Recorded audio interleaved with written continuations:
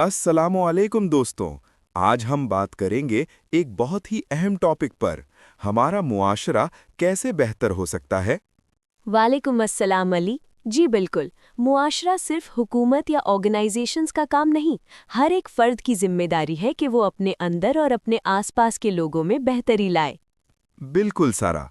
इस्लाम हमेशा हमें तालीम देता है कि हम अच्छे अखलाक, ईमानदारी और मोहब्बत को अपनी ज़िंदगी का हिस्सा बनाएं, और यही चीज़ें हमारे मुआशरे को बेहतर बनाती हैं।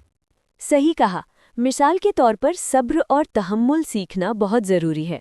आजकल लोग जल्दी गुस्सा हो जाते हैं, लेकिन अगर हम कुरान और हदीस को समझें तो हमें पता चलता है कि गुस्सा और जल्दबाजी मुआशरे को कमज़ोर करती है।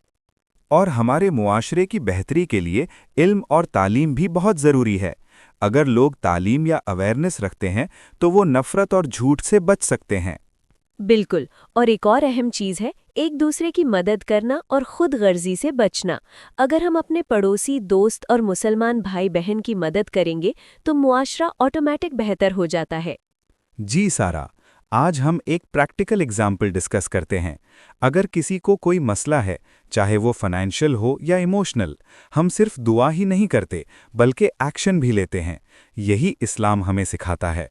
हाँ, और याद रखें, मुआशरा सिर्फ बड़ा काम नहीं है।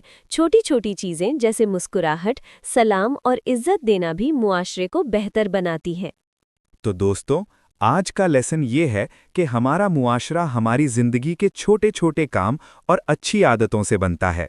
इस्लाम हमें गाइड करता है, बस हमें अमल करना है। बिल्कुल अली। आज से छोटी छोटी चीज़ों में बेहतरी लाने का इरादा करें। दुआ है कि अल्लाह हमारे मुआशरे को हमेशा बेहतर बनाए।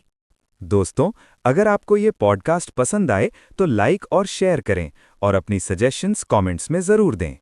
शुक्रिया दोस्तों। अगली एपिसोड में हम बात करेंगे कि इस्लामिक एथिक्स और सोशल मीडिया का मुआशरे पर क्या असर है। तब तक के लिए अस्सलामुअलैकुम।